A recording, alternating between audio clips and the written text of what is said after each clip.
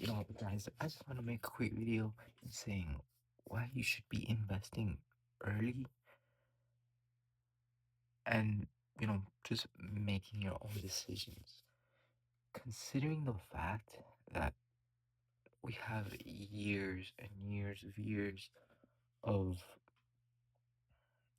economic downturns, down, down, downfalls, I don't know, downturns, that's the word, like 2008, dot-com bubble. That's why you're having these sharp declines because those are the times that the market is trying to see, all right, what is a good company and what is not a good company? What companies are we gonna de-risk and which companies we're gonna keep? That's why you have so sharp of a drop. These drops are the times to be so aggressive because nothing wrong is occurring with these companies. Now, a bubble could be happening with um, these companies paying so much money, investing so much into these data centers that haven't really proved themselves, aren't really profitable. You know, but you have to realize it is sometimes it's better to buy towards the top, going to the top, not at the top. Obviously, no one can predict the top, right? But you know, if you buy something that you researched, you've done the homework, you've, seen, all right, this company is, you know, you know, even in a downturn, you have to realize Wall Street keeps their money in the stock market. It's not like they take it, they uh say, oh my God, we're done with the stock market. No, Wall Street does take profits. That's how they eat this and that, whatever. And a lot of it is manipulated. Um, it's not, free tendies. It's not easy money. It's not quick money. Uh, a lot of stocks short, get shorted because of just one headline. And that's why it's important to diversify, right? Put them into strong stocks, and then the ones that kind of are feeling like, hey, why are they getting shorted so bad? You kind of buy little by little. And if you buy, let's say, you put $1,000 into a stock, right? That you're really into. Put 25% at the top, right? Oh, it went down. All right. You buy another 25%. All right. And then you buy another 25%. And then, you know, after you seen the stock go sideways for months, weeks, or days, whatever. If it's in the same price range for weeks, days, if you want to put your balls on the table, you buy at that moment. When the stock has been the same price for weeks, months, days, that means consolidation is happening, and that means hedge funds, investors have been buying throughout this whole entire time, keeping the price at this level. And since so many sellers have been disappearing, what's going to happen? The stock just goes all the way up. Like it happens so quick, it happens overnight. It doesn't happen during market hours. You are not going to get your money if you look at Robinhood at 9:30 a.m., you are not going to make money. If you look at Robinhood at 12 a.m., you are not going to be making money.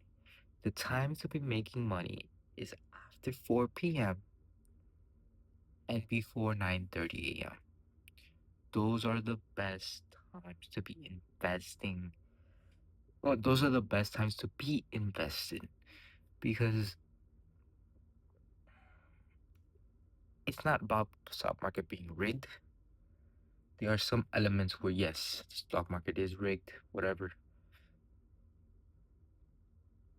You just have to say, all right, what is the risk in me buying this stock? When was the last time this stock really hit that level where, all right, people have confidence in the stock? Nvidia, for example. Nvidia is the anchor of the S&P. And I don't know if you guys noticed, but I don't think Nvidia is ever dropping below $200. Nvidia is never dropping below $200. Okay, let's say it does drop to 200. What's it gonna go to? 160? It's gonna go back to 100? Like what Michael Burry says? Michael Burry, he's the one that did the Great Short, right? The Big Short. He invested in Lululemon.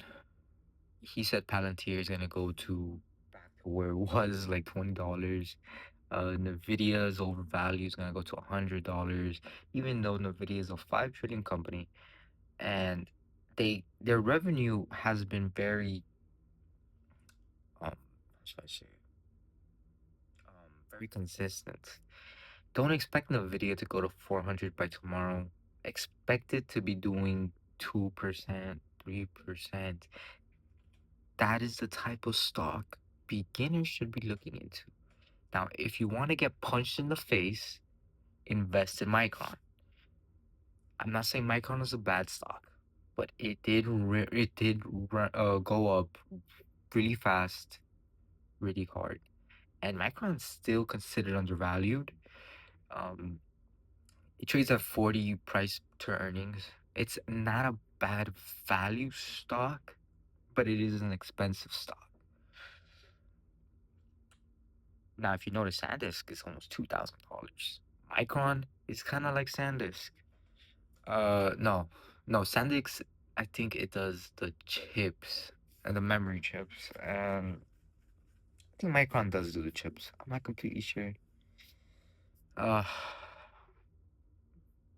but uh, it's the memory. I know I'm pretty sure they do chips as well. But that's beside the point. You know, Broadcom. Broadcom had that horrendous earnings. Broadcom's not gonna go anywhere. Um, Honestly, in my opinion, eh, the best AI stock to be putting your money into is Nvidia. AMD was there, but that was before 200.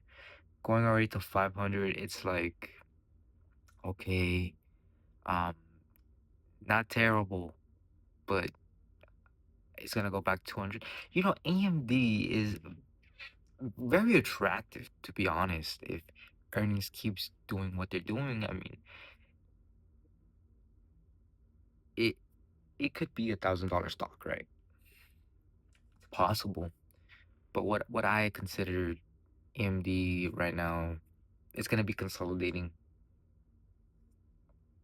I think the best time to buy was when the dip happened when we had to like 450.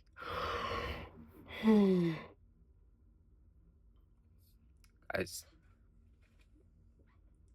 I I honestly, in my opinion, I like collectibles more because collectibles, it is a set price. It is very hard for those prices to be manipulated manipulated in the sense that to lose money. If it gets manipulated to go up, well, don't buy. I mean, if you feel uncomfortable buying a collectible, let's say a booster box for $500, don't buy it. If it's in print, be cautious. If it's out of print, why wouldn't you buy a $500 booster box? People are saying, oh, but the cards aren't really worth anything, this and that. It's not about the cards in the collectible. in the ETB, in the booster box, in the booster pack. It's about the collectible aspect of it. For right now, I think we're going to be changing from crypto into collectibles as of assets, I think, going forward. You see a lot of investors like Kevin Lurie, Mr. Wonderful, whatever his name is. He's buying the sports cards. He's interested in collectibles now. And you just see so many people with money moving into collectibles. And it's not dumb, but for the average person, you just have to be careful right now. I mean, you know, look into other things, look for things that people aren't looking into. Pokemon has kind of just been taken over. I think when Winds and Waves comes out, you're gonna be seeing a downturn because people are gonna be complaining, oh, it's the boring old Pokemon, new Pokemon, it's new Pokemon. What is this Pomeranian dog doing on my next to my Charizard? What? You know,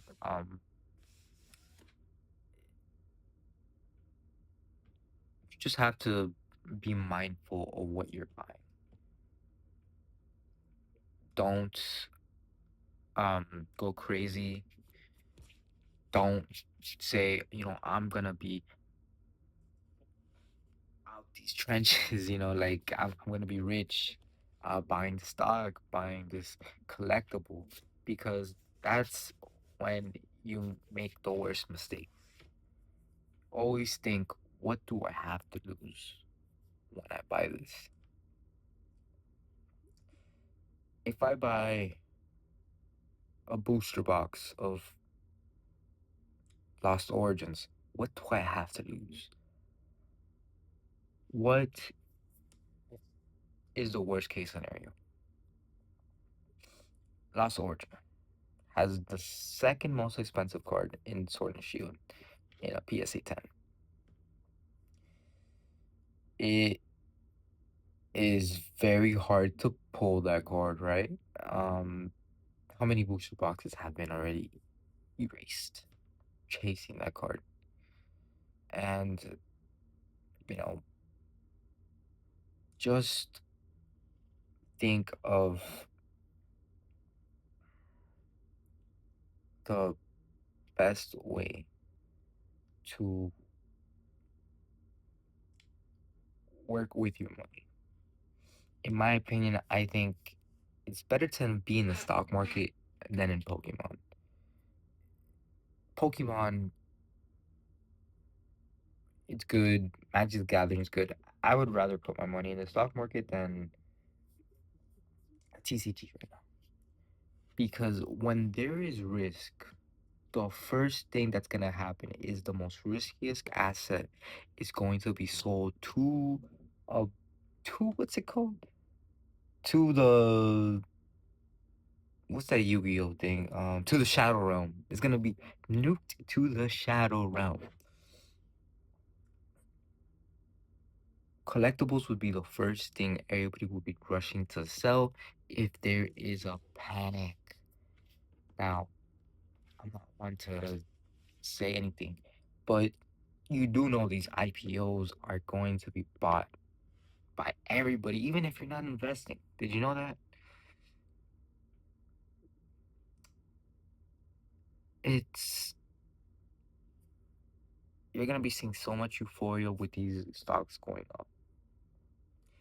They're probably gonna go down, but they're gonna eventually go up. You know why? Because we are in a euphoria phase. Well, sooner or later we're gonna be in a euphoria phase. I think right now we are in a time where people are actually scared to be investing. I think right now it's very unpredictable of what's happening. But you have to realize not everyone is having these same situations. We could all be having different problems. Um, that's why you have to keep in mind of who you are, what position you are in, what risks you can take, what risks you can't take, and just say, hey, I am going to save this amount of money, put it into SpaceX, hope it goes to $1,000, right? Right? Right? Easy money. Easy money. $1 trillion company. Come on, it's gonna be $1,000, right? Even though they make less revenue than, I don't know, Intel, AMD. I don't know. Um,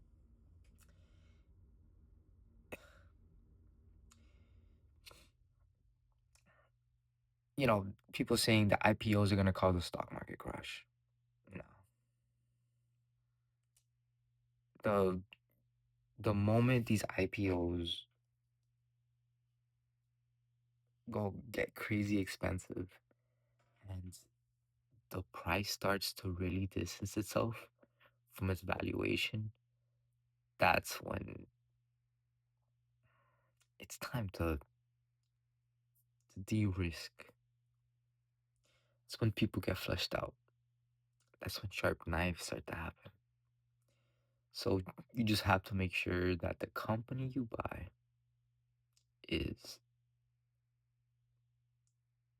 making profits, is stable, is not going anywhere. They sell they sell to customers who are very loyal, not retail, not Lululemon, Michael Burry. But if you buy, let's say, United Healthcare, right? That stock isn't going anywhere. Have your opinions about United Healthcare. People still need insurance. Humana, Oscar, uh, Moderna, no, Centene. Um, you know, there's a lot of insurance companies. I don't have Molina. Uh, just look up what insurance companies you like, what numbers they are doing, and you make your decisions from there. But if you're buying these companies that are probably going to be going out of town, just maybe in a few years being closed down or not having employees at all, like let's say Cheesecake Factory. Cheesecake Factory has a stock, but the economy isn't doing well. The middle class isn't supposedly, right? The people who are workers shouldn't be really going out because it's pretty damn expensive to be going out. You have to tip, pay $30 meals for each person, $5 drinks. That comes out to, if it's just two people, that's already like $70, almost $100 just for two people. When you can just cook $30 and you're set for the night for two people or more. You know, I think right now is the time to be so aggressive and, you know, you must have a mentality of saying, okay, I'm going to get punched in the face when I buy this stock. I am going to get hit in the face if I buy this stock. But that's okay.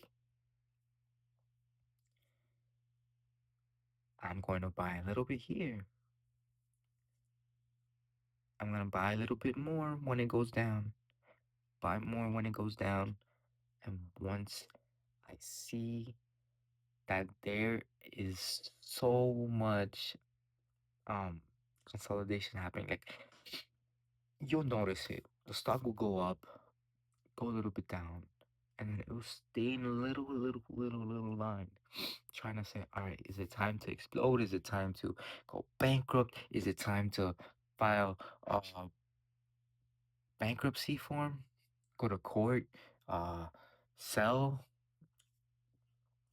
Those are the times that you should be saying, all right, what am I gonna lose here? What is this company gonna go to if everything goes wrong? I'm gonna say this. Um, Rivian. Rivian is basically, you know, the next electric vehicle. company next to Tesla, which isn't even close, I'm gonna be honest. But I don't know if you guys have noticed, but Rivian is kind of turning profitable now. And I think Wall Street kind of just realized this, that they have actually turned it around and become not negative, but starting to become positive. They have uh interest from Amazon, Uber, these companies, and I think they're making robo taxis. I think they're one of them that's with Uber. They're doing it with Tesla has it too with Google. Um Honestly, Google I think is the best stock in the stock market. It's so underrated. I don't know how Google's not $1,000 company. I think that's the next stock to pop. I'm gonna be honest. Google is probably the next stock to pop. And go to the moon. It's gonna go to the moon. Like Google is so they make their own chips now. They are slowly de-risking themselves from paying these companies these insane amount of money that they're gonna want because in the future they want to keep profits high. Who are they gonna upcharge? They're going to upcharge the buyer. Meta, Google, Apple. Well, Apple says they're gonna be making their own chips too. Honestly, Apple and Google, man, Apple and Google. I'm telling you right now, those have been the most stable. Those are the ones that, and Amazon. I'm gonna say Amazon. Amazon has been doing very well. Uh, Amazon 2, 3 years ago, I was very bearish. I was like, what the hell do they do? All they do is little uh, food deliveries and the um, convenience, which aspect of it, which is everybody uses Amazon. Let's be real. 2, 3 years ago, they're not who they are now. Now they're doing pharmacies. Now they're doing chips. Well, they also sell. When they have the ride shares, they share the information in the streets. Um, yeah, but AWS, I think it was called. But it's nothing too crazy. Honestly, I'm gonna say this: Amazon's kind of the weaker of the three. I would rather buy Google, Apple. Um, you know, SoFi is pretty good. These banking apps, Robinhood, um, bro. You know, take what I say with a grain of salt. It's not like I can't predict the future. No one can.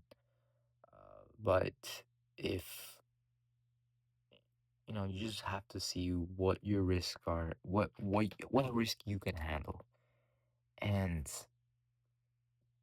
what is the best course of action for you. What feels the safest to you? What's funny is that even the safest, even if you feel safe doing an investment, that might be you have to really think, is this really safe?